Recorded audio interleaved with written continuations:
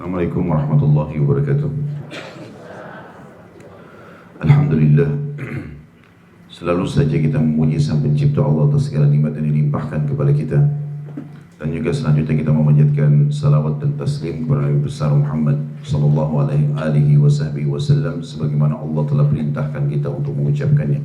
Melanjutkan bedah buku kita seperti biasa, Ad-Da' wad-Dawa yang ditulis oleh Ibnu Qayyim rahimahullah. Macam-macam penyakit hati yang membahayakan dan resep pengobatannya. Dan kita sudah membahas beberapa poin, kurang lebih 11 poin tentang masalah dampak-dampak buruk dari kemaksiatan. Saya kembali mengingatkan lagi teman-teman sekalian, di muka bumi ini Allah subhanahu wa ta'ala menciptakan kita manusia agar patuh kepadanya. Tidak ada tujuan lain penciptaan kita kecuali untuk patuh dan beribadah kepada Allah. Allah sebutkan dalam surah Adz-Dzariyat, A'udzu billahi minasyaitonir rajim, wa ma khalaqtul jinna wal insa illa liya'budun. Ma uridu minhum min rizqin wa ma uridu minhum an yut'imun, innallaha war-razzaqu dzul quwwatil matin. Yang artinya, aku tidak menciptakan, kata Allah, seluruh jin dan manusia kecuali untuk beribadah kepadaku. Aku tidak pernah meminta kepada mereka makanan ataupun rezeki. Sesungguhnya Allah itu adalah sebaik-baik pemberi rezeki. Jadi memang ada tujuan kita di sini. Dan makna menyembah adalah patuh kepada Allah Subhanahu wa taala, mengikuti semua peraturan-peraturannya. Karena memang kita sebagai seorang muslim sangat yakin dengan kalimat la ilaha illallah, la ma'budu bihaqqin illallah. Tidak ada Tuhan, pencipta, pemilik, penguasa semua yang di langit, semua yang di bumi, semua yang di kedalaman lautan, terjangkau tidak terjangkau oleh mata kita kecuali Allah. Dia yang paling pantas untuk dipatuhi, dicintai, ditakuti. Dan ini puncak keimanan seseorang yang biasa diringkas satu kalimat, yaitu tauhid, mengisahkan Allah Subhanahu wa taala. Tidak ada Tuhan, pencipta dan pemilik yang layak untuk dipatuhi kecuali Allah. Dan oleh karena itu, kalau ada orang yang tidak patuh kepada Allah atau justru melanggar apa yang telah Allah larang untuk dilanggar, maka disebut dengan kemaksiatan. Semua secara alami yang Allah perintahkan itu disenangi oleh jiwa manusia. Jujur, amanah, tanggung jawab, dermawan, senyum dengan orang, menjenguk orang sakit. Perbuatan-perbuatan kebaikan yang sudah diperintahkan dalam agama dan dijanjikan pahala yang besar, itu secara alami jiwa menyukainya. Oleh karena itu kalau ada orang yang rajin sekali bersedekah, dermawan, kita ketemu dengan orang yang ringan tangan, selalu memberi, pasti kita senang melihat orang tersebut. Akan kita suka berteman dengannya. Kalau ada orang yang setiap kita sakit dia selalu jenguk, setiap kita butuh dia selalu penuhi. Kalau kita lagi ingin menyampaikan keluh kesah maka dia mendengarkan. Semua yang dasarnya Allah perintahkan itu pasti baik dan memang disukai oleh jiwa manusia. Dan sebaliknya semua yang Allah larang, seperti misalnya berbohong, menipu, fitnah, menggunjing atau ghibah, atau memukul, menghina, apa saja yang semua agama larang, ini secara fitrah alami jiwa menolak. Makanya kita tidak suka kalau kita dibohongi oleh orang misalnya. Kita nggak suka kalau orang menipu. Bahkan kita sangat jengkel dengan orang yang menzalimi kita misalnya, menggibah, memfitnah. Itu alami. Allah Subhanahu wa ta'ala memang sudah membawa kita ke jalur itu supaya kita memang suka secara kejiwaan dengan kepatuhan-kepatuhan supaya mudah beribadah kepada Allah. Dan juga kita suka orang yang melakukannya, kita pun kalau lakukan akan disuka oleh orang lain. Dan sebaliknya pelanggaran-pelanggaran itu akan dibenci secara alami. Kita tidak suka untuk kita dizalimi atau orang lain bermaksiat kepada Allah pada kita, ya. Begitu juga kita tidak mungkin suka kalau kita melakukannya pada orang lain. Makanya seorang anak muda yang pernah datang kepada Nabi SAW mengatakan, ya Rasulullah, saya mau meninggalkan semua larangan Allah kecuali zina, izinkan saya berzina. Maka Nabi SAW ajak anak muda itu berfikir. Dia mengatakan, apa kau mau kalau ibumu dizinai? Tentu tidak. Apa kau mau lihat kalau istrimu? Tidak. Saudarimu? Tidak. Anakmu? Tidak. Lalu kenapa kau melakukan pada orang lain? Kenapa sih dia juga memiliki saudara, suami, istri, atau siapalah orang dekat dengan dia yang tidak suka itu terjadi. Jadi secara alam memang kita tidak suka. Juga Allah Subhanahu wa ta'ala menjadikan ada efek-efek negatif dari maksiat itu. Pada pagi ini insya Allah kita akan lanjutkan ke-12 dan beberapa poin setelahnya. Maksiat menyebabkan hati tidak lagi menganggapnya sebagai perkara yang buruk. Kata Ibnu Qayyim rahimahullah, hati tidak lagi menganggap kemaksiatan sebagai perkara buruk karena telah menjadi suatu kebiasaan. Dalam kondisi demikian, pelaku maksiat tidak lagi peduli dengan pandangan manusia yang menganggap dirinya buruk. Jadi kalau dia sudah buat perzinahan satu kali, maka sering kali diikutkan dengan penyesalan. Tapi kalau terus dia lakukan, akan hilang perasaan bahwasanya manusia akan menilai dia negatif. Jadi sampai dia berzina di pinggir jalan pun dia sudah tidak malu lagi. Ataupun komentar jelek manusia terhadapnya, dia tidak peduli lagi. Bahkan bagi pemuka kefasikan ini, kemaksiatan, kondisi ini merupakan puncak ketidakpedulian dan kesempurnaan kelezatan yang dia rasakan. Sampai-sampai salah seorang dari mereka berbangga diri dengan kemaksiatan dan menceritakannya kepada orang yang tidak mengetahui bahwa ia melakukan maksiat. Ia berkata, "Wahai fulan, aku telah berbuat ini dan itu." Manusia seperti ini tidak pantas dilindungi. Maksudnya Allah SWT tidak akan lindungi dia. Akibatnya dia terhalang dari jalan menuju taubat dan pintu-pintu pun biasanya telah tertutup baginya.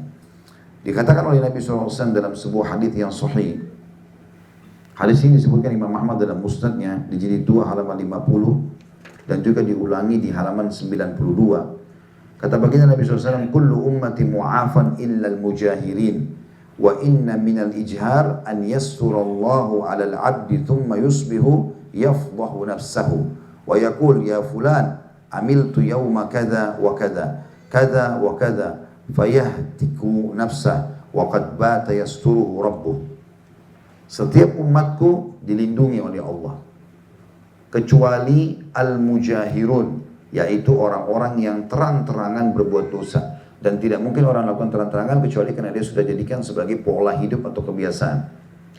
Termasuk sifat atau sikap menampakkan maksiat atau mujahirun adalah ketika Allah menutupi maksiat hambanya pada malam hari. Misal dia berzina, dia mencuri malam hari. Allah tutupin sepanjang malam, tidak ada yang tahu. Lantas pagi harinya dia memaparkannya dan berkata, "Wahai fulan, pada hari ini dan hari itu aku telah melakukan begini dan begitu." Ia membongkar kejelekan dirinya sendiri, padahal pada malam harinya Robnya telah menutupinya. Ini sabda Nabi alaihi salatu wassalam yang menandakan bahwasanya memang kemaksiatan yang dilakukan terus menerus akan membuat seseorang hilang rasa malunya lagi. Dan kalau sudah tidak peduli penilaian orang terhadap dirinya, tidak malu lagi. Kita seperti sering lihat di jalanan orang pacaran, orang minum khamar di pinggir jalan, orang tidak peduli lagi. Terang-terangan pergi ke diskotik, terang-terangan pergi, seperti tidak ada beban. Bahkan dianggap itu sebuah hiburan. Maka orang seperti ini akan diangkat lindungan Allah dari dia. Setiap saat terancam untuk datang hukuman-hukuman Allah kepadanya. Kata beliau selanjutnya, setiap kemaksiatan merupakan warisan dari umat-umat yang telah dibinasakan oleh Allah. Homoseksual misalnya adalah warisan kaum Lut, dan sebagaimana mereka dibinasakan, maka pelaku sekarang pun akan dibinasakan. Mengambil hak secara lebih namun kurang dalam memberikan hak orang lain adalah warisan kaum Syuaib. Mereka curang dalam timbangan. Kalau mereka belanja, mereka mau dilebihkan, tapi kalau mereka yang bertransaksi memberikan belanjaan dari para pembeli-pembeli mereka, maka mereka curang dengan timbangan. Itu warisan dari kaum Syuaib dan Allah hancurkan itu. Angkuh di muka bumi, bahkan berbuat kerusakan di dalamnya adalah warisan kaum Fir'aun. Sombong dan semena-mena adalah warisan kaum Hud. Ini semua yang Allah sudah binasakan. Dengan demikian pelaku maksiat adalah orang-orang yang memakai baju warisan sebagian umat tersebut, padahal mereka adalah musuh Allah. Abdullah bin Ahmad meriwayatkan dalam kitab Az-Zuhd, karya ayahnya, Ahmad bin Hanbal ayahnya, ulama besar, terhadap dari 4 mazhab, Abdullah anaknya. Juga ini belajar dari ayahnya menjadi murid utamanya. Dia menukil mengatakan dalam kitab Az-Zuhd, Zuhud artinya kezuhudan di dunia, dan dia tulis buku itu. Karya ayahnya, maksudnya ayahnya menulis lalu dia menjelaskan. Dari Malik bin Dinar dia berkata, Allah mewahyukan kepada salah seorang nabi dari kalangan nabi-nabi Bani Israel. Katakanlah kepada kaummu, janganlah kalian memasuki tempat masuk atau kediaman musuh-musuhku. Janganlah kalian memakai pakaian musuh-musuhku. Janganlah kalian menaiki tunggangan musuh-musuhku. Dan janganlah kalian menyantap makanan musuh-musuhku. Sehingga kalian menjadi musuh-musuhku pula, sebagaimana mereka adalah musuh-musuhku. Ya, jadi maksudnya Kalau orang tahu kemaksiatan itu telah membuat orang-orang Allah binasakan dan Allah musuhi sebelum kita, maka jangan kita lakukan hal yang sama, karena kita juga akan senasib dengan orang-orang tersebut. Dan kita sayangkan sekarang teman-teman, hampir seluruh penyebab umat sebelum kita dibinasakan ada pada kita sekarang. Kita bicara masalah homoseksual, kaum Lut. Di zaman kita sekarang homoseksual luar biasa. Ya. Menyebar kemana-mana, bahkan persentasenya meningkat setiap tahunnya di Indonesia. Aneh, suka sama-sama jenis. Itu juga dengan perzinahan. Berapa banyak umat dibinasakan dari Bani Israel karena perzinahan. Sekarang menyebar kemana-mana. Khamr, berapa banyak tersebar di mana-mana. Dan hampir seluruh maksiat, riba lah, menipu lah, gunjing lah, segala macam hal. Dan ini berarti mengancam, kita seperti diancam oleh senjata-senjata tajam yang setiap saat bisa dilemparkan kepada kita, atau azabnya Allah akan datang. Wa na'udzubillah. Kalau bukan karena rahmat Allah, mungkin kita semua sudah binasa, gitu kan. Tetapi Allah SWT masih melihat dengan rahmatnya kepada kita semua. Apalagi adanya orang-orang saleh, kita harus menghormati itu. Ya, kita harus menghormati itu. Kemarin waktu kami lagi haji, subhanallah, terjadi hujan. Dan itu unik sekali hujan di musim panas gitu kan. Sampai saya ingatkan jemaah, saya mengatakan, ini pasti ada hamba-hamba Allah yang soleh yang hadir di musim haji ini yang berdoa. Sehingga kita semua kena rahmatnya. Karena di musim paru panas, keringatan siang hari, habis duhur, menjelang asar hujan lebat. Dan tidak mungkin terjadi hujan lebat di musim panas gitu, sangat mustahil. Dan musim haji itu jarang sekali hujan. Tapi Allah hujan sampai hari tasyrik. Sampai saya terus mengucapkan dalam diri saya sendiri, subhanallah, siapa hamba Allah yang soleh ini? Yang berdoa lalu Allah turunkan keajaibannya gitu. Terjadi dengan luar biasa. Doa mustajab di hari Arafah dan banyak hal-hal kelebihan yang luar biasa. Sebagaimana juga jangan heran kalau kita tinggal di satu komunitas ahli maksiat, maka sial-sial yang datang kepada mereka bisa kepada kita juga. Apalagi kalau kita tidak ikut amar ma'ruf nahi mungkar ya. Kalau kita ada di komunitas mereka, maka berbahaya. Kalau kita tidak seru kebaikan, tidak mengingatkan mereka, kita bisa dibinasakan oleh Allah. Saya pernah jelaskan itu hadis Bukhari, bahwasanya Nabi SAW bersabda, Allah pernah mengutus Jibril untuk membinasakan satu negeri. Kemudian Jibril mengatakan, ya Allah, di sana ada hambamu fulan, orang soleh. Maka Allah SWT mengatakan, mulailah siksaan dari dia. Karena dia tidak pernah menyuruh kepada kebaikan, tidak pernah melarang dari kemungkaran. Jadi berada di komunitas itu sangat luar biasa efeknya. Di dalam sebuah hadis di nomor 5449, ini diriwayatkan oleh Imam Ahmad ya, dengan sanad hasan ya. Tepatnya itu di jilid 2 halaman 50. Ibnu Umar meriwayatkan Nabi SAW bersabda, bu'ithtu bis-sayfi baina yaday sa'ah atau baina yaday sa'ah hatta yu'bada Allah wahdahu la syarika lah wa ju'ila rizqi tahta dhilli rumhi wa ju'ila dhillatu was-sagharu ala man khalafa amri wa man tashabbaha biqaumin fahuwa minhum. Aku diutus dengan pedang menjelang hari kiamat sampai hanya Allah semata yang diibadahi. Maksudnya aku akan terus memerangi orang-orang yang menyembah selain Allah. Tidak ada sekutu baginya, maksudnya bagi Allah. Aku diutus dengan pedang menjelang hari kiamat sampai hanya Allah semata yang diibadahi dan tidak ada sekutu baginya. Dijadikan bersiku di bawah bayang-bayang tombakku, serta dijadikan kehinaan dan kerendahan atas orang yang menyelisih perintahku. Sungguh siapa yang menyerupai satu kaum, maka ia termasuk golongan mereka.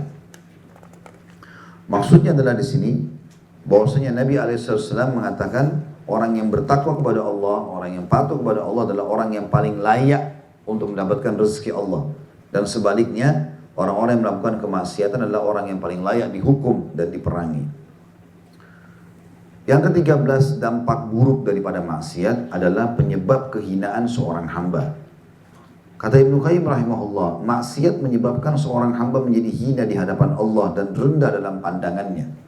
Ini mirip sebenarnya rasionalnya dengan seorang pegawai yang selalu saja melanggar peraturan perusahaan. Pasti dia jatuh di mata pemilik perusahaan tersebut. Beda dengan kalau ada pegawai yang berprestasi, maka tentu dia akan dipandang dan diberikan kedudukan oleh pemilik perusahaan. Al-Hasan Basri rahimahullah berkata, mereka adalah orang-orang yang hina di hadapan Allah, para pelaku maksiat, sehingga mereka pun bermaksiat kepadanya. Sekiranya mereka adalah orang-orang yang mulia di hadapannya, tentu dia, Allah akan menjaga mereka. Ya, jadi kalau kita termasuk orang yang dekat sama Allah, Allah pilih teman-teman. Kapan kita ada niat maksiat pun batal. Mau berzina batal, mau ini nggak jadi gitu. Allah SWT jaga dia. Jika seorang hamba telah dihina di hadapan Allah, maka tidak ada seorang pun yang akan memuliakannya. Allah telah berfirman di dalam surah Al-Hajj ayat 18, A'udzu billahi minasyaitonir rajim, wa may yuhinillahu fama lahu min mukrim.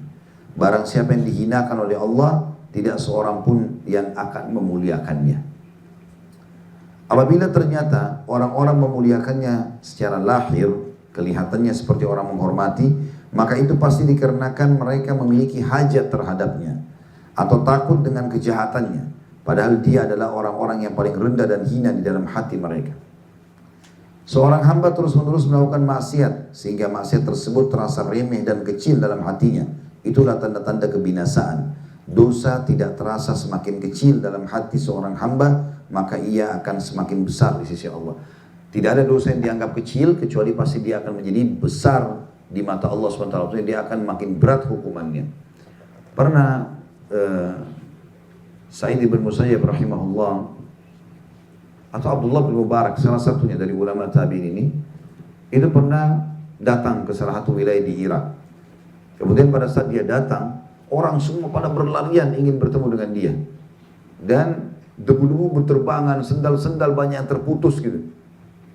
Dan dia jalan saja, orang-orang pada datang hanya untuk melihat wajahnya, hanya untuk bersalaman, hanya untuk bertanya kalau ada pertanyaan. Karena luar biasa ketakwaannya kepada Allah SWT. Dan dia kebetulan untuk jalan melewati istananya khalifah pada saat itu. Sampai istana khalifah dipenuhi dengan debu karena banyaknya orang yang mengejar beliau untuk menemui dan melihatnya saja. Maka salah satu pengawal khalifah waktu itu mengatakan, apa ini? Siapa yang datang itu? Maka mereka mengatakan, apa kau tidak tahu? Itu Abdullah bin Mubarak, ulama tabi'in, murid dari sahabat-sahabat Nabi. Maka pengawal istana mengatakan, sungguh demi Allah inilah kerajaan yang sebenarnya. Kalau khalifah mengumpulkan orang, maka harus mengeluarkan uang. Dan juga banyak di antara mereka yang terpaksa menghormatinya. Sementara orang ini karena alim dan dekat kepada Allah, manusia Allah datangkan menghormatinya tanpa dia harus membayar sesuatu pun. Kemuliaan Allah SWT akan datangkan. Kata beliau, Imam Bukhari menyebutkan dalam sahihnya, dan ini disebutkan dalam Sahih Bukhari nomor 5949, dari Ibnu Mas'ud radhiyallahu anhu, ia berkata, seorang mukmin ketika melihat dosa-dosanya seolah-olah sedang berada di kaki gunung. Ia takut kalau gunung tersebut menimpahnya. Adapun orang yang durhaka ketika melihat dosa-dosanya hanya seperti seekor lalat yang hinggap di hidungnya. Apabila ia menghalaunya begini, maka terbanglah lalat itu. Maksudnya adalah orang-orang beriman itu saking takutnya Allah hinakan dengan kemaksiatan yang dia lakukan, maka dia kalau buat dosa seakan-akan dia lihat ada di dekat gunung dan gunung itu akan menimpahnya. Karena dosa itu yang dia lakukan, walaupun itu dosa kecil. Ya, kalau teman-teman sudah berusaha bertakwa kepada Allah, istiqamah di jalannya, kapan kita terjerumus dalam satu dosa kecil saja ketakutannya luar biasa, gelisah tidur, ketakutan orang tahu, segala macam hal. Sebaliknya kata Nabi SAW, kalau orang yang sudah biasa berbuat maksiat, apalagi orang-orang kafir dan orang munafik, maka mereka melihat dosa yang besar pun seperti lalat yang hidup di hidungnya yang dia usir seperti ini. Sudahlah nggak apa-apa, biar aja dan seterusnya. Maka dia akan menganggap remeh perbuatan dosa tersebut. Intinya teman-teman di poin ke-13, siapapun yang berbuat dosa berarti dia siap untuk dihinakan oleh Allah. Hina di mata keluarganya, istri atau suaminya, hina di mata anak-anaknya, tidak dipatuhi lagi, hina di mata teman-temannya, hina di tempat pekerjaannya, hina di segala-gala keadaan. Dan siapapun yang bertakwa kepada Allah, maka dia akan selalu dihormati dan Allah SWT akan tinggikan derajatnya. Yang ke-14, kata Imam Ibnu Qayyim rahimahullah, maksiat menyebabkan kesialan. Di antara dampak maksiat adalah selain pelaku, maksiat juga terkena kesialan dosa, baik dari kalangan manusia maupun hewan ternak. Pelaku maksiat tadi dan yang berada di sekitarnya akan terbakar oleh kesialan dosa dan kezalimannya. Abu Hurairah berkata radhiyallahu anhu, sungguh burung hubara, burung yang panjang lehernya bisa mati dalam sarangnya disebabkan kezaliman yang zalim. disebabkan kezaliman orang yang zalim. Mujahid juga berkata, sungguh binatang ternak melaknat para pelaku maksiat dari kalangan manusia jika terjadi kemarau yang sangat panjang. Mereka berkata, ini disebabkan kesialan dosa manusia. Ya. Jadi kemaksiatan dikerjakan oleh sosok atau beberapa sosok bisa berefek pada yang lainnya. Makanya Nabi SAW mengatakan, kalau bukan karena hewan-hewan dan tumbuh-tumbuhan, niscaya kalian tidak akan diberikan rezeki karena maksiat yang kalian lakukan. Kemudian Ikrimah juga berkata, salah satu ulama tabi'in berkata, binatang-binatang melata dan serangga-serangga di bumi sampai kumbang dan kalajengking berkata, kami terhalang dari hujan disebabkan dosa anak Adam. Anak Adam maksudnya manusia tentunya. Pelaku maksiat tidak hanya mendapatkan hukuman dari dosanya, tapi juga mendapatkan laknat dari yang tidak berdosa. Ya, jadi yang tidak berdosa itu justru ikut berdoa kepada Allah agar dihukum orang-orang yang melakukan kemaksiatan ini. Orang kalau bertakwa kepada Allah, teman-teman sekalian, Allah akan buat hampir, bukan cuma hampir, mungkin seluruh makhluknya bisa tunduk kepadanya. Itu dinukil dari kisah Umar bin Abdul Aziz rahimahullah. Beliau jadi khalifah 2 tahun dari tahun 99 sampai tahun 101. Itu enggak ada kezaliman sama sekali. Waktu beliau naik jadi khalifah, kalau kita raja presiden, lalu beliau mengatakan, saya melarang di wilayah kekuasaan saya terjadi kezaliman dan tidak boleh ada kemaksiatan. Siapapun yang melakukannya maka aku akan bersifat, aku akan mengambil keputusan tegas. Seperti itulah. Subhanallah, selama 2 tahun itu tidak pernah terjadi kezaliman. Tidak ada kezaliman. Bukan cuma manusia ke manusia, hewan ke hewan. Pada saat tahun 101 beliau meninggal, di sini terbukti pada saat itu. Ada seseorang yang datang ke seorang ulama, dia di negeri Syam pada saat itu, di tempatnya kerajaan Umayyah ini. Lalu dia mengatakan, wahai imam, sesungguhnya domba tetanggaku telah memakan rumput atau tanaman di depan rumahku. Maka orang itu mengatakan, si alim ini mengatakan, inna lillahi wa inna ilaihi raji'un, hari ini telah meninggal Khalifah Umar bin Abdul Aziz. Padahal dia belum tahu. Lalu itu orang bertanya, kenapa anda mengatakan Khalifah meninggal? Karena dengan meninggalnya orang soleh seperti dia, maka akan kembali kezaliman menyebar. Jadi domba makan rumput atau tanaman di rumah seseorang, jadi ada seseorang mengeluhkan gitu. Dia bilang selama ini tidak pernah ada domba tetangga masuk makan tanamannya. Tapi baru kali itu terjadi. Maka alim yang sedang ditanya fatwa ini mengatakan, innalillahi wa inna ilaihi raji'un, hari ini telah meninggal Umar bin Abdul Aziz. Karena memang pada saat itu, subhanallah, selama 2 tahun bahkan dikatakan tidak pernah ada 1 ekor domba di wilayah umat Islam yang diserang oleh serigala. Karena kealiman orang ini. Jadi subhanallah, orang yang soleh itu berefek kepada orang sekitarnya. Bahkan kadang-kadang teman-teman sekalian, kita tidak bicara pun, sikap kita atau kita begitu lewat saja sudah cukup memberhentikan kemaksiatan. Berapa banyak orang yang seperti itu. Begitu dia lewat atau didengar namanya, orang berhenti berbuat maksiat. Ya. Orang-orang dulu kalau mendengarkan nama Umar bin Khattab, pelaku maksiat, langsung ketakutan. Tidak berani melakukan itu. Ya, pernah Umar bin Khattab jalan, kemudian beliau diikuti oleh banyak orang gitu. Lalu Umar bin Khattab merasa tenggorokannya terganggu sedikit, maka dia ya ngedehem kalau kita ya. Ya. Tiba-tiba ada orang di belakang jatuh sarungnya. Ya. Lalu karena ketakutannya, maka orang-orang mau mengingatkan takut sama Umar, segan. Karena Umar tegas sekali, haram, haram, halal, halal. Tidak ada toleransi masalah itu. Maka ada satu orang memberikan diri mengatakan, wahai Amir Mu'minin, pelan-pelanlah dengan orang-orang muslim. Kenapa kau katakan itu? Anda tadi ngedehem saja sudah jatuh celananya orang, sarungnya. Kata dia, kenapa mereka takut kepadaku? Apakah karena keberadaanku membuat mereka takut bermaksiat kepada Allah? Atau hanya murni takut kepada aku secara pribadi? Nah, maka jawab orang tersebut, tidak. Mereka takut bermaksiat karena melihat Anda. Kata Umar, biarkan mereka takut. Jadi orang-orang soleh itu sampai membuat ahli maksiat pun berhenti, gitu kan? Tanpa dia mengucapkan apapun sudah bisa menjadi dakwah. Terbalik, ya sebaliknya, kalau orang-orang kemaksiatan itu makin merajalela, maka akan berefek kepada orang-orang di sekitarnya juga.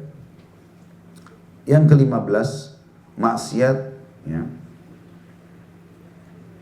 mewariskan kehinaan. Kalau tadi di poin 13, penyebab kehinaan. Ini mewariskan kehinaan.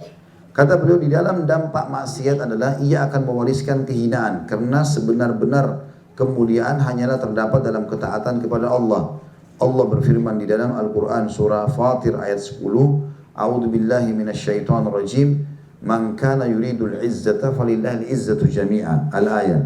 Barang siapa yang menghendaki kemuliaan, mau dihormati, mau kaya, mau punya banyak keturunan, mau bahagia, maka ketahuilah kemuliaan itu hanya semuanya dari sisi Allah atau milik Allah. Artinya, carilah kemuliaan dengan mentaati Allah. Sebab seseorang tidak akan mendapat kemuliaan melainkan dengan mentaatinya. Sebagian salaf berdoa, Allahumma izzani bi ta'atika wa la tudhillani bi ma'siyatik. Ya Allah, muliakan aku dengan mentaatimu dan jangan hinakan aku dengan mendurhakaimu. Artinya mereka faham kalau mereka taat kepada Allah SWT, Allah akan muliakan. Dan kalau seandainya mereka bermaksiat, Allah akan hinakan. Hasan Basri berkata rahimahullah, meskipun hentakan kaki bigal, bigal itu peranakan antara kuda sama keledai. Meskipun hentakan kaki bigal mereka mengeluarkan suara gemerincing dan kuda-kuda mereka berlari dengan kencang, namun kehinaan maksiat telah bersarang di hati mereka. Allah pasti menghinakan orang yang mendurhakainya. Abdullah bin Mubarak juga berkata dalam syairnya masyhur, aku melihat dosa mematikan hati dan kecanduan dengannya mewariskan kehinaan. Meninggalkan dosa adalah kehidupan hati. Maka lebih baik bagimu mendurhakai kemaksiatan. Bukankah yang merusak agama adalah para raja, para ulama yang buruk, serta para pendetanya? Yang dimaksud sini tentunya nasihat Abdullah bin Mubarak adalah kalau ada orang berbuat kemaksiatan selain berefek negatif buat dia, itu juga akan terwariskan. Umumnya di masyarakat kalau ada pelaku zina misalnya, anggap naudzubillah suami istri berzina, maka kita akan temukan umumnya di tengah-tengah masyarakat kita anak-anaknya juga berzina semua nanti. Bahkan ada orang tua yang mengajak anaknya berzina. Ya. Banyak terjadi seperti itu.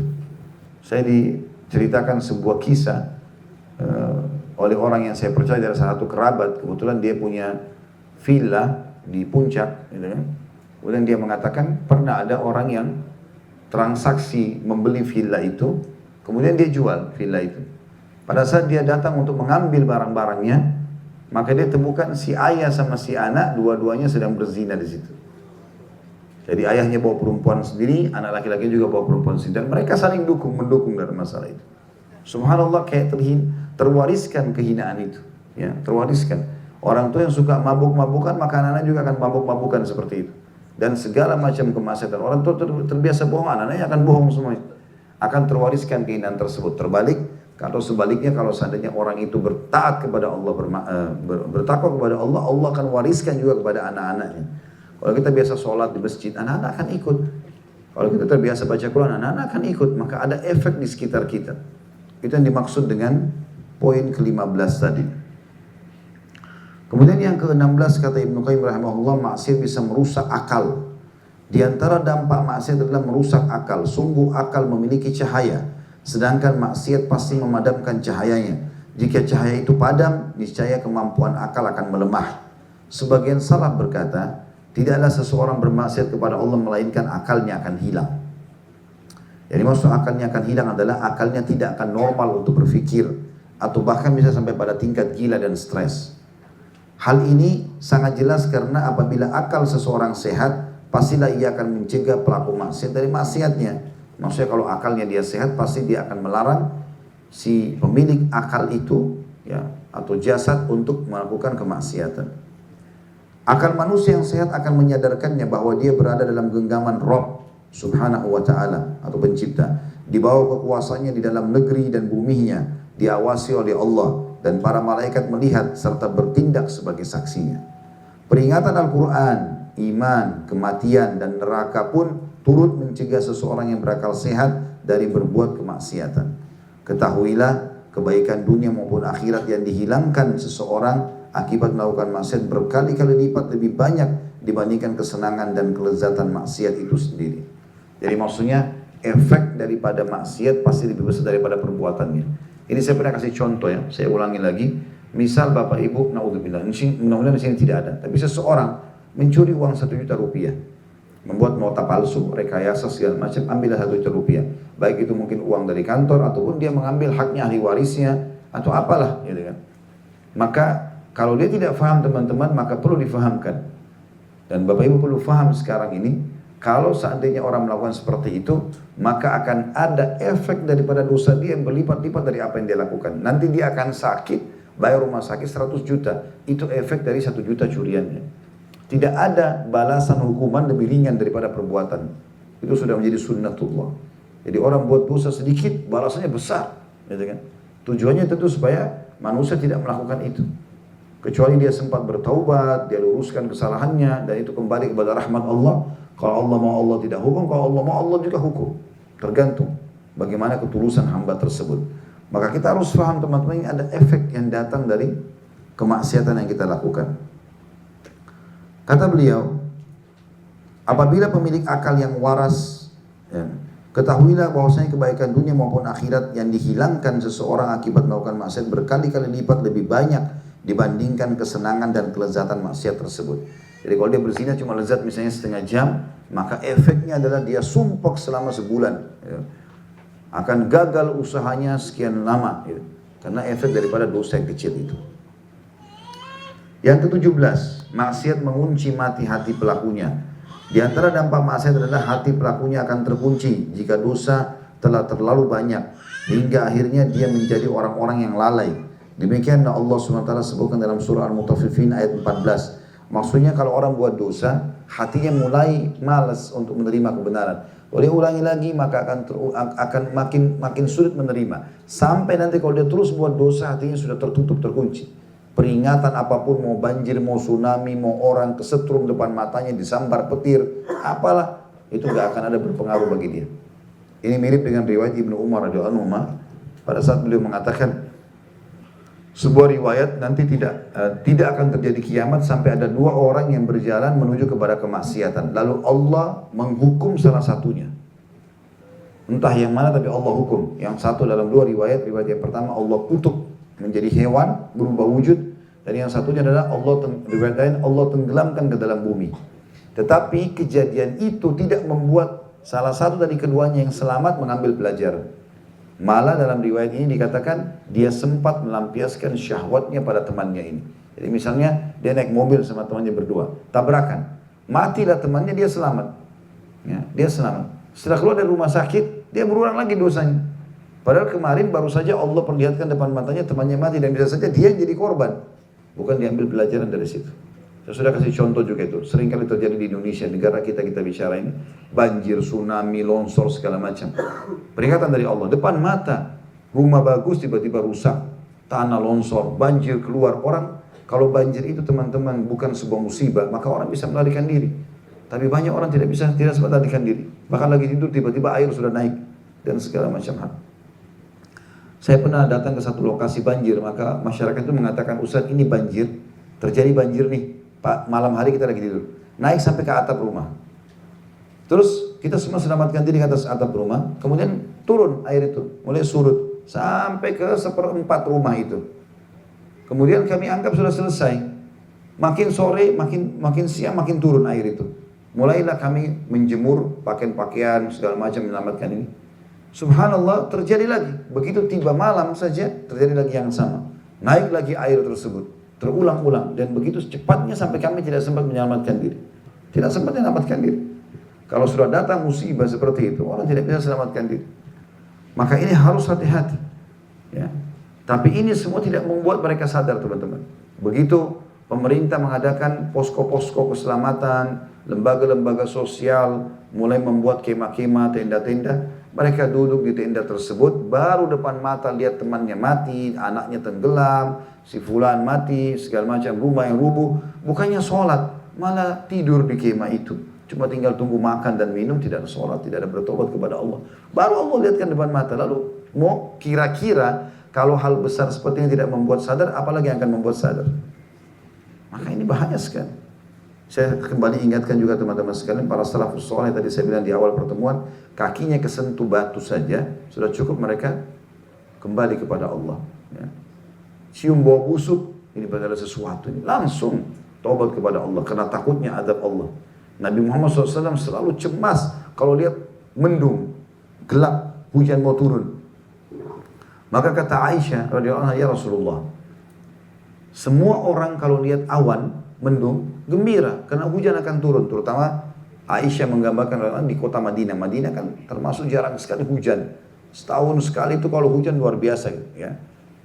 Kadang-kadang bahkan tidak hujan walaupun di musim dingin. Jadi kalau hujan datang, itu orang pada keluar semuanya. Orang menganggap merasakan iman. Mungkin kita di sini kalau hujan kan, Masya Allah tidak non-stop. Kadang-kadang setiap hari dalam beberapa hari dia terus non-stop. Maka orang banyak berlindung darinya.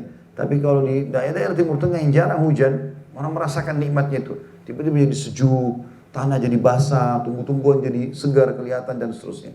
Kata Aisyah, ya Rasulullah, saya melihat orang-orang kalau lihat awan, mendung, mereka gembira. Berbeda dengan Anda seperti khawatir sekali. Bahkan dalam riwayat dikatakan Nabi SAW mondar-mandir kalau lagi mendung. Lalu Aisyah mengatakan, ada apa ya Rasulullah? Kenapa begitu? Kata Nabi SAW, wahai Aisyah, apakah ada jaminan di dalam awan itu tidak ada azabnya Allah? Ketahuilah, umat-umat sebelum kita Allah binasakan, pada saat datang mendung begini, mereka mengatakan, inilah air yang akan, ya,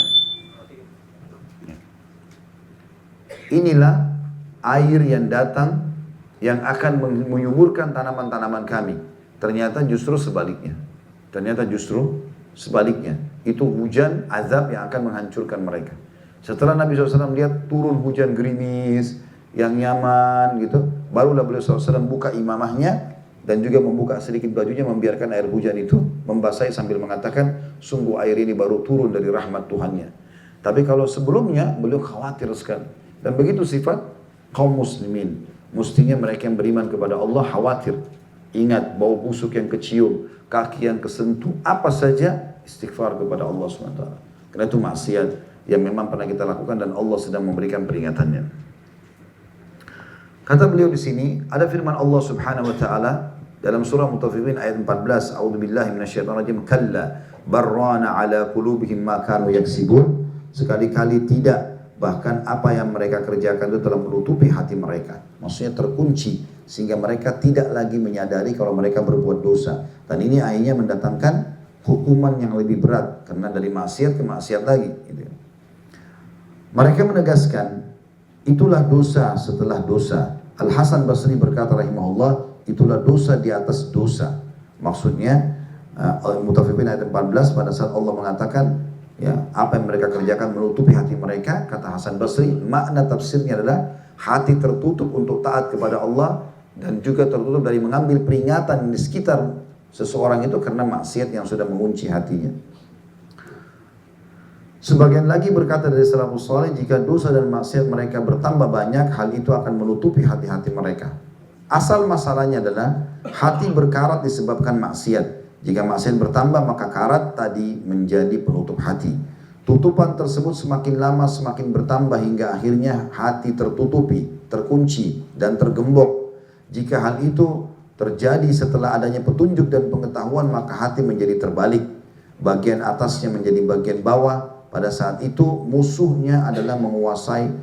menguasai dan juga menggiringnya sesuka hatinya.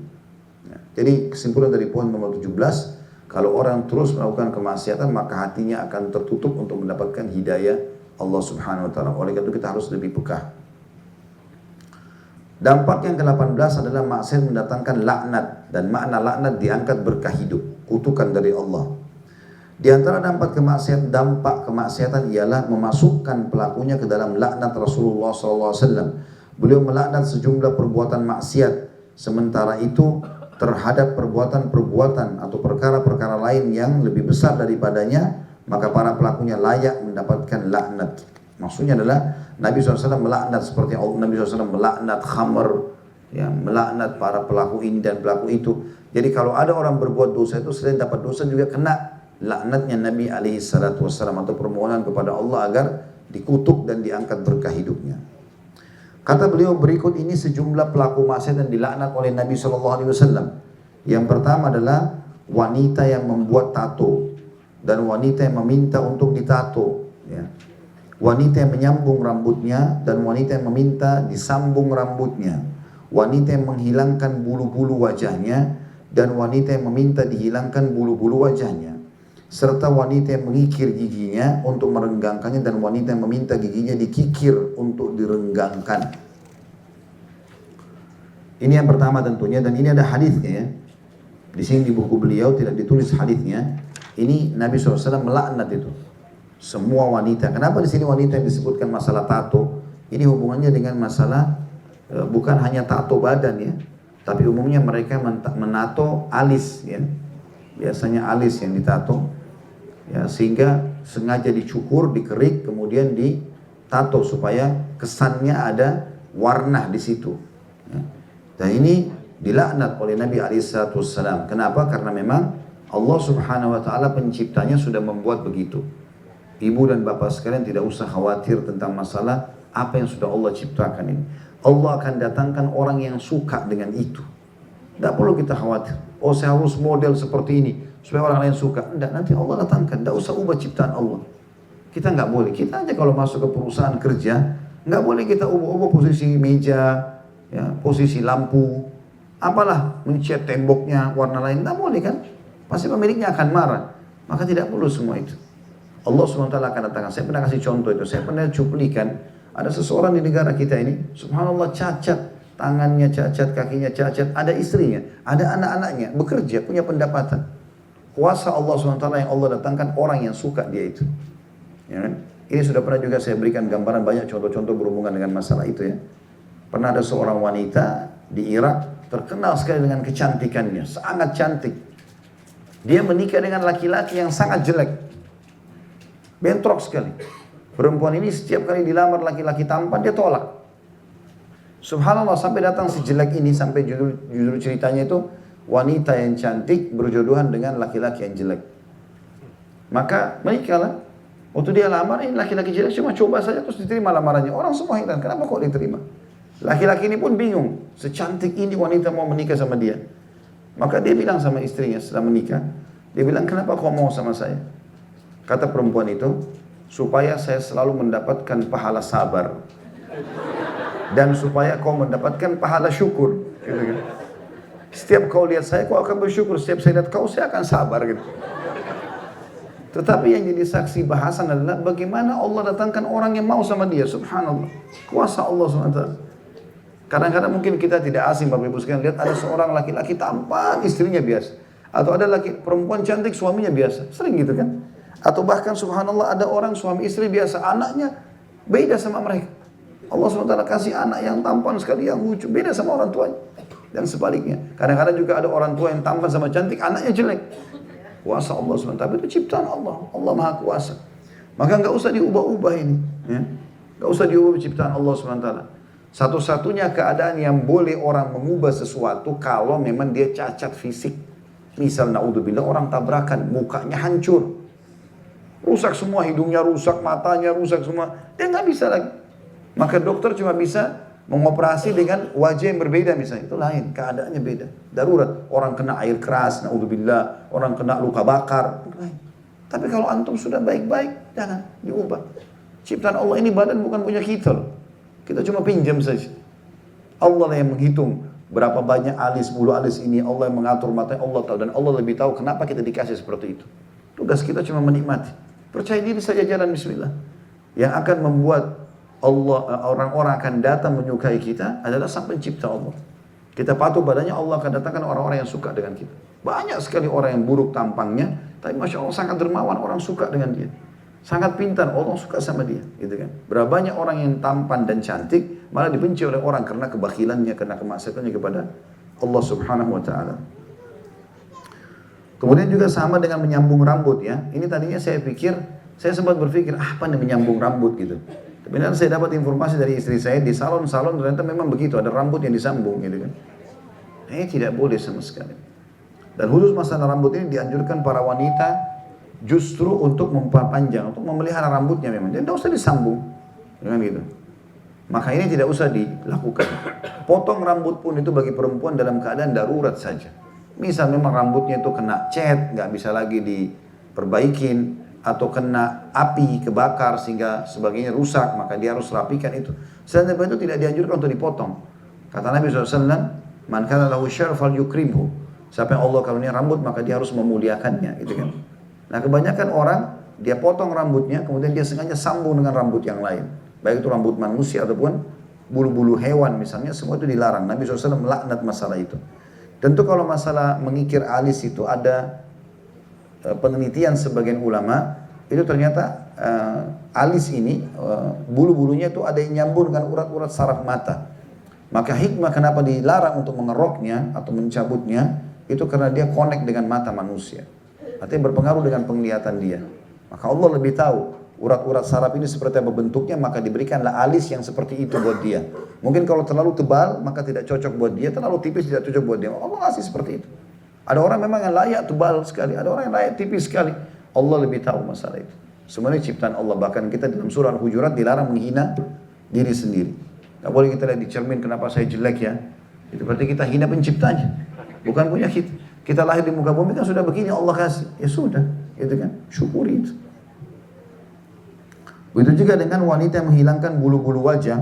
Dalam arti kata di sini, yang dimaksud bulu wajah adalah yang ada bulunya tumbuh. Tadi masuk dalam masalah alis ya misalnya. Ya. Kemudian juga mengikir gigi. Ya. Kalau merawat gigi misalnya, maaf, orang giginya agak keluar, bersusun, lalu dicabut, lalu dirapikan, itu nggak ada masalah. Nggak ada larangan masalah itu. Misalnya kayak sekarang pakai behel misalnya, itu nggak ada masalah. Karena itu merapikan saja. Tapi mengikir ini beda. Tujuan kikiran itu untuk membuat gigi jadi tipis. Menurut sebagian mereka itu membuat lebih cantik. Itu tidak benar semua. Dan subhanallah secara kesehatan juga ini berbahaya. Menipiskan gigi itu berbahaya. Maka setiap makan dingin ngilu, makan panas ngilu, nggak enak semuanya. Tapi orang kadang-kadang mengatakan karena untuk kecantikan. Ini semua hanya karena ketenaran saja ya. Ya, orang membuat cari ketenaran ini dilarang, dan semua yang dilarang dalam syariat pasti akan bermakna atau berefek yang baik ya kalau kita jauhi. Yang kedua yang dilaknat adalah orang-orang yang menerima riba, memberi riba, pencatatnya dan kedua saksinya. Ini hadis yang masyhur sekali. Di dalam hadis yang sahih, yang kata Nabi SAW, Allah melaknat penerima riba atau pelaku riba, pemberinya, pencatatnya dan kedua saksinya. Dan kita sudah tahu teman-teman, riba ini sangat berat ya di sisi Allah Subhanahu Wa Taala. Banyak hadis, di antaranya hadis sahih yang kata Nabi SAW, satu dirham riba lebih berat daripada 36 kali berzina. Itu juga dengan riwayat lain, riba 73 pintu, yang paling rendahnya seperti seseorang berzina dengan ibunya sendiri. Dan yang paling tingginya adalah setara dengan orang mencoreng kehormatan muslim. Jadi bayangkan teman-teman, kalau kita makan 1 rupiah riba, itu lebih berat daripada berzina dengan 36 orang ya, manusia yang berbeda-beda. Itu berat sekali. Padahal zina sekali sudah cukup memasukkan kita ke dalam api neraka, kalau tidak taubat. Ya. Maka ini harus dihindari tentunya semaksimal mungkin. Jangan sampai ada riba. Ya. Hiduplah dalam kondisi tenang teman-teman sekalian. Biasanya riba ini terjadi, ya, kalau seandainya sudah dilakukan, maka akan lahir riba-riba yang lain. Makanya Allah sebutkan di Al-Baqarah 175 sampai 182 tentang masalah riba itu. Di antaranya Allah mengatakan, ya alladzina amanu la ta'kulu riba adhafan mudha'afah. Hai orang beriman, jangan kalian makan riba double-double, berlipat-lipat. Kenapa makna berlipat-lipat? Apa maknanya? Karena sekali kau sudah makan riba, maka akan lahir riba-riba yang lain. Sekali kita berhasil bayar sebuah transaksi ribawi, maka akan ditawarkan transaksi ribawi yang lain. Terus tidak pernah lepas. Sampai orang-orang banyak kaya tapi semuanya serba riba. Teman-teman, kalau kita tidak memiliki sesuatu di dunia ini, nggak ada yang rugi. Belum bisa punya rumah, belum bisa punya mobil, nggak apa-apa. Jangan dipaksakan. Ada seorang ibu itu hari di Kelapa Gading bertanya, waktu saya jelaskan masalah pendapatan haram. Kemudian dia bertanya, Ustaz, bagaimana kalau saya tidak KPR rumah, gitu kan, maka saya tidak akan punya rumah. Walaupun itu riba. Terus saya balik tanya, Bu, ibu kalau tidak punya rumah di dunia kenapa? Bu, kalau mau mulia, kontrak dulu. Tabung uangnya, kapan punya, silahkan, bayar. Gak ada sesuatu yang rugi kok. Uang kita orang muslim, subhanallah, dunia ini kecil. Karena 2 rakaat, kata Nabi SAW, siapa yang membaca Qul huwallahu ahad sehari 10 kali, Allah bangunkan baginya istana di surga. Lebih baik daripada rumah semua itu. Saya tidak pernah merasa terhina teman-teman pada saat sekian tahun saya tinggal di Jakarta, saya ngontrak, bukan sesuatu yang aib. Pernah saya mengatakan bagaimana kalau kita cicil? Sabar. Kalau memang ada transaksi yang halal, ada memang syarat-syarat perbankan syariah atau ada orang yang mau membayarkan, kita cicil sampai dia silakan. Tapi kalau untuk masuk riba tidak akan terjadi. Tidak mungkin. Dan alhamdulillah pelan-pelan akhirnya Allah mudahkan, saya bisa punya rumah, gitu kan. Kuasa Allah SWT. Dari mana? Entah, saya juga tidak tahu. Tiba-tiba ada uang bisa beli, ada yang mau bantu membayarkan dan dapat, alhamdulillah. Kuasa Allah SWT. Tapi kalau tidak, ya sudah nggak apa-apa, nggak masalah kok. Jangan dipaksakan, gitu kan. Karena memang saya pernah jelaskan itu teman-teman, urusan dunia ini hampir semuanya sama tujuannya, cuman beda kemasan. Orang makan di daun pisang dengan orang makan di piring dari emas, yang beda apanya? Kemasannya kan, tapi tujuannya sama saja. Orang yang tidur di emperan jalan sama orang tidur di ranjang ratusan juta, bedanya apa? Kemasannya. Ini tidur di atas trotoar, yang ini tidur di atas ranjang. Tapi tujuannya tidur. Bisa saja orang di emperan jalan lebih nyenyak tidurnya. Fahami tujuan itu, gitu kan? Jangan paksakan diri. Kalau Allah berikan, alhamdulillah. Kalau tidak, jangan. Jangan buka pintu haram ini. Karena kadang-kadang kena keinginan yang berlebihan, akhirnya kita buka pintu-pintu haram. Padahal sebenarnya efeknya sangat besar. Ingat, satu kemaksiatan akan berefek jauh berlipat-lipat ganda hukumannya daripada perbuatan itu. Tadi saya kasih contoh, mencuri 1 juta rupiah, bisa ratusan juta rupiah akan hilang dari kita nanti. Sekali kita berzina bisa membuat kita sumpuk dan ribut rumah tangga sampai sekian tahun. Naudzubillah. Banyak sekali masalah. Maka harusnya ditinggalkan ini teman-teman sekalian ya. Dan solusi yang terbaik kalau mau selamat dari riba adalah transaksi jual beli yang benar. Makanya Allah mengatakan wa halallahu bai'a wa harrama riba. Allah halalkan transaksi jual beli dan Allah haramkan riba, ya. Jadi jual beli yang benar. Selama Bapak Ibu modalnya halal, sistemnya halal, produknya halal, tunggu saja keberkahan. Dan selalu hubungkan bisnis kita itu agar grafiknya naik. Ya, saya praktekin itu begitu, subhanallah. Praktek teori jadi. Jadi grafiknya supaya naik terus. Perhatikan baik-baik sistemnya halal, produk halal dan juga modalnya halal. Modalnya harus halal, sistemnya halal, produknya halal. Kemudian tidak bisa kita pisahkan antara ekonomi sama sosial. Selalu sedekah. Allah SWT akan berkahi. Gak perlu pergi dukun-dukun orang yang tidak pintar ini. Minta-minta pewaris. Minta ini dan itu. Akhirnya jadi masalah semuanya. Gitu kan. Jadi haram. Kemudian selanjutnya yang ketiga al-muhallil. Yang dilaknat. Dan juga muhallal lahu. Di sini yang dimaksud adalah teman-teman sekalian muhallil dan muhallal lahu. Ada putnot di situ, ada putnot nomor 206 ya. Jadi kalau ada laki-laki, ini kalau bapak-bapak di sini yang sudah menikah harus hati-hati. Jangan mudah ucapkan kalimat talak, cerai. Ya, tidak boleh kita sembarangan ucapkan walaupun dalam keadaan emosi. Kontrol itu. Allah Subhanahu wa taala jadikan di tangan kita laki-laki cerai itu karena memang kita didominasi oleh akal.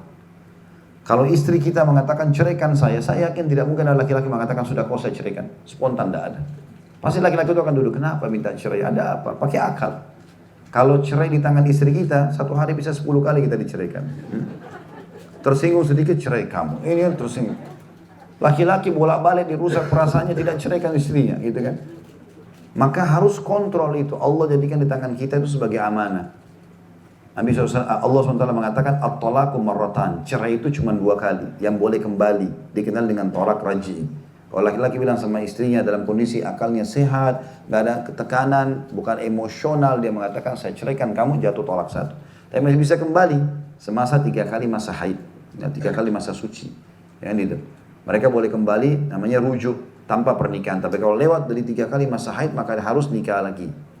Kalau dia ucapkan yang kedua kali, tolaknya yang kedua berarti masih bisa kembali. Kalau dia sudah ucapkan yang ketiga kali, maka ini tolaknya bain, tidak boleh kembali lagi. Kecuali si perempuan itu nikah sama laki-laki lain. Ya. Nah, salah satu yang dilaknat oleh Nabi SAW adalah muhallil dan muhallal lahu. Siapa mereka ini? Mantan suami yang sudah menceraikan istrinya 3 kali, dia menyesal misalnya. Apa yang dia lakukan? Dia rekayasa keadaan.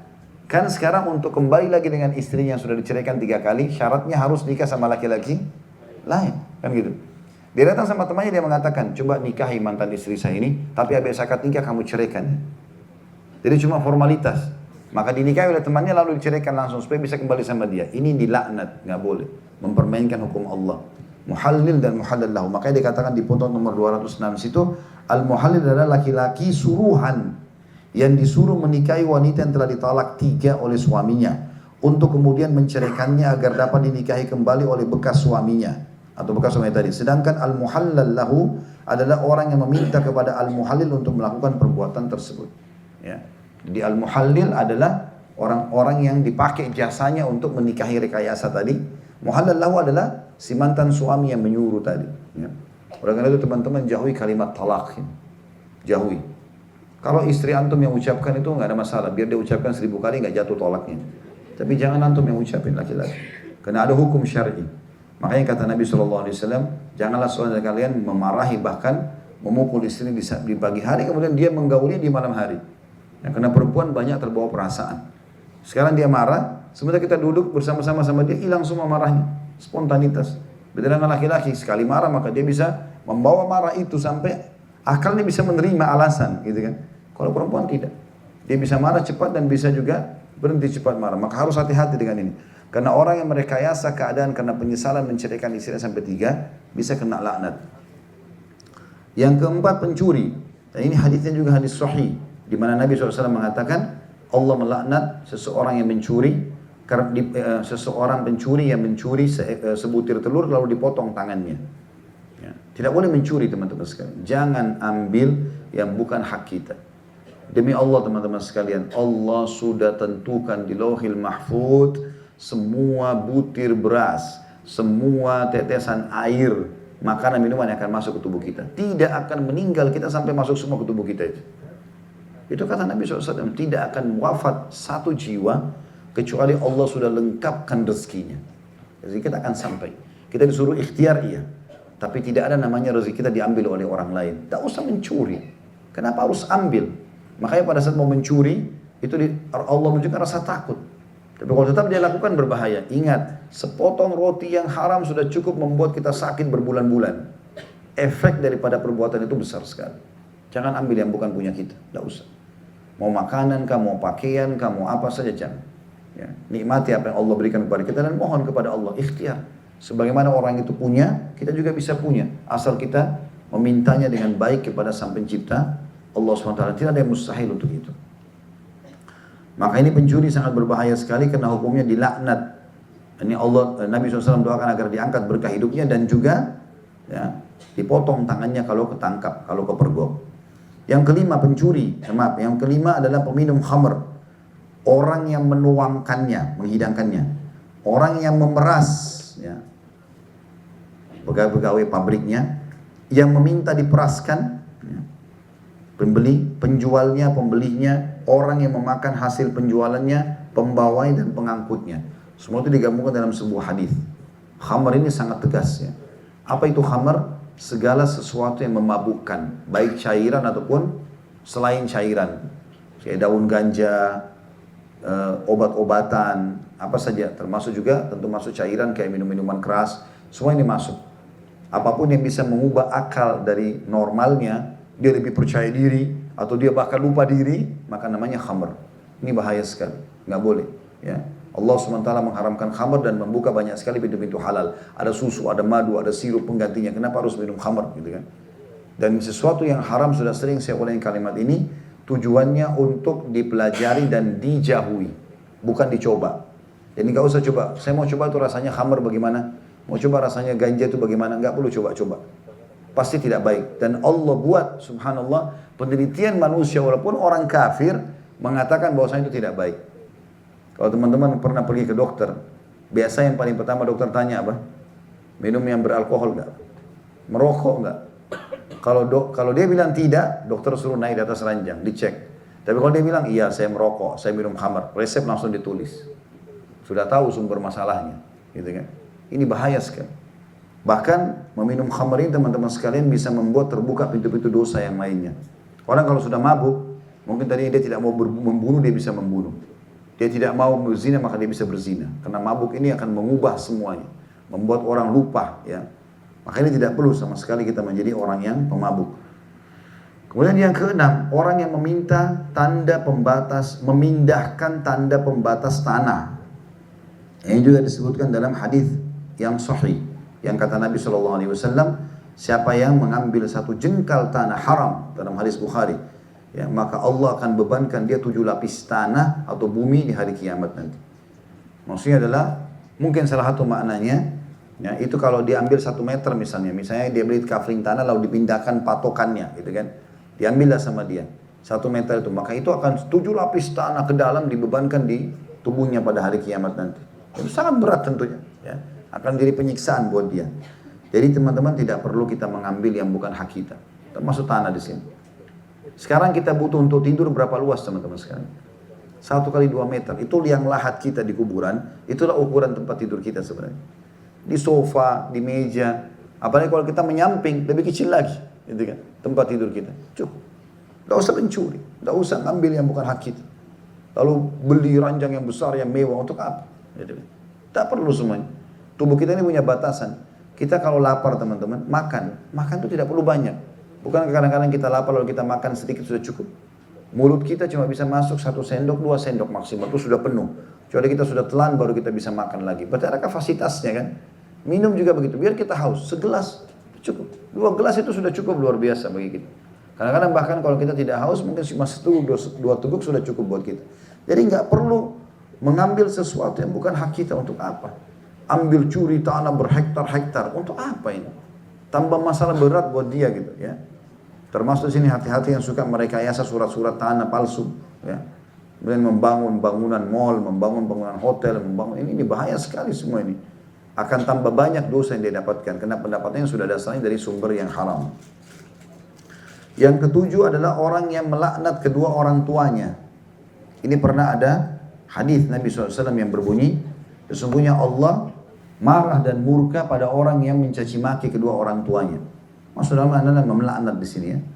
Maka kata para sahabat, ya Rasulullah, apakah orang bisa mencaci maki kedua orang tuanya? Kata Nabi SAW, iya, dia mencaci maki orang tua orang lain, maka orang itu kena marah mencaci maki orang tuanya. Maka dia penyebabnya di sini. Ya, makanya teman-teman kalau kita lagi ribut pun sama orang, jangan membawa-bawa nama orang tua kita. Ya, atau jangan bawa nama orang tua lain. Oh memang ayahmu itu begini, memang ibumu begitu. Akhirnya dia balik juga mencaci maki kita dan mencaci maki orang tua. Makna yang lain melaknat orang tua sini adalah betul-betul memang dasarnya tidak menghormati dan tidak berbakti sama orang tua sehingga keluarlah kata-kata kasar yang tidak baik kepada orang tuanya sehingga akhirnya dia mendapatkan laknat dari Nabi alaihi salatu wassalam. Kemudian 2 poin yang tersisa ya, maksudnya saya akan cukupkan dengan 9 poin saja dulu karena melihat waktu Jumat sudah hampir setengah 12. Yang ke-8 adalah orang yang menjadikan makhluk yang memiliki ruh sebagai sasaran anak panahnya dalam latihan memanah. Ini ada hadis Nabi SAW ya. Allah melaknat orang yang menjadikan makhluk hidup sebagai sasaran memanah. Jadi maksudnya di sini bukan kita tidak boleh memanah rusa misalnya, enggak. Tapi dia sengaja tangkap rusa atau kambing, diikat, lalu dia jadikan latihan panah. Nah itu yang dilarang. Tapi kalau berburu boleh. Ya. Makanya tidak boleh, Nabi SAW melarang masalah itu. Artinya sengaja menyiksa hewan itu, jadikan sebagai bahan permainan. Ini juga ada hadis yang melaknat masalah perbuatan tersebut. Ini menandakan juga kita harus berkasih sayang walaupun dengan hewan. Walaupun dengan hewan ya. Dalam sebuah kisah dikatakan ada seorang salafus saleh. Dia pernah orang kaya raya orang ini. Tapi saya tidak dapatkan namanya dalam kisah ini. Dia kebetulan datang ke satu kebun, dia ingin membeli kurma. Kemudian dia temukan di kebun itu ada seorang budak penjaga kebun itu. Ada anjing di sebelahnya. Kemudian orang ini kebetulan budak ini punya sepotong roti. Maka anjing itu seakan-akan memberikan isyarat minta makan, mengeluh sama si budak ini. Maka budak itu memotongnya menjadi 3 bagian, sepertiga dikasih ke anjing tersebut. Sambil dia ngomong sama orang kaya yang datang sekarang mau beli kurma ini. Ternyata anjing itu masih minta makan, dipotong lagi sepertiganya. Sampai 3 kali habis semua, padahal orang ini lagi butuh makan. Kata pembelinya, kenapa kau dahulukan anjing itu daripada dirimu sendiri? Apa kau tidak lapar? Dia bilang, saya lapar. Tetapi saya menemukan dia adalah makhluk Allah yang membutuhkannya. Maka orang kaya ini, rupanya subhanallah ada peringatan Allah datang kepada dia dari situ. Dia mengatakan, saya tiba-tiba berpikir, bagaimana orang yang susah seperti orang ini masih bisa dermawan, bahkan kepada hewan sendiri. Tidak ada orang yang lihat. Ya. Anjing itu juga tidak bisa memujinya. Bagaimana orang ini yang miskin bisa lebih dermawan daripada saya? Maka dia pun orang kaya ini pulang kemudian membeli langsung kebun tersebut dari pemiliknya. Berikut budak itu dibeli, kemudian dia bebaskan lalu dia hadiahkan kebun itu buat si budak tadi. Ya. Selanjutnya adalah yang terakhir yang ke-9, laki-laki yang bertingkah seperti wanita dan wanita yang bertingkah seperti laki-laki. Dan ini sudah kita tahu tentunya, ya. Tidak boleh sama sekali menyerupai. Apapun yang berhubungan dengan lawan jenis kita tidak boleh dicontohi. Cara jalannya kah, pakaiannya kah, ciri khasnya nggak boleh sama sekali. Dan kita sayangkan ini di alam medsos kita justru dianggap berprestasi kalau laki-laki bisa menyerupai perempuan, perempuan bisa menyerupai laki-laki, dan ini bahaya. Nabi SAW mengatakan Allah melaknat, ya, laki-laki yang menyerupai perempuan, perempuan yang menyerupai laki-laki. Jadi laki-laki ya laki-laki, perempuan ya perempuan. Dan ini berbahaya sekali karena bisa memunculkan memang maksiat yang lain, yaitu homoseksual dan lesbian. Dan ini homo dan lesbian lebih berat daripada zina. Lebih berat daripada zina. Perzinahan itu ada hukum, rincian hukum. Kalau orang yang berzina belum pernah menikah, bujang sama gadis, kepergok. Hukumnya apa? Dicambuk 100 kali, diasingkan setahun. Kalau ketangkap yang berzina ini sudah pernah menikah, kepergok, punya suami atau punya istri, atau janda atau duda, maka hukumnya dirajam, kan gitu. Hukum mati, dilempar sama batu, kalau kepergok.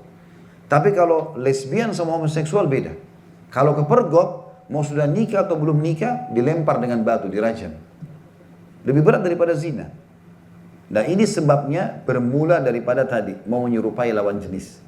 Akhirnya yang laki-laki kalau punya perempuan, dia mau jadi perempuan, sampai terjadi operasi kelamin dan yang sejenisnya. Begitu juga dengan perempuan, karena selalu mau jadi laki-laki, akhirnya dia menjadi pelaku lesbian yang ya mengganggu sesama jenisnya dengan bayang-bayangan bahwasanya tidak akan hamil dan segala macam, lalu dia menjadi laki-lakinya. Ini semua adalah perbuatan yang dilaknat oleh Allah Subhanahu wa taala.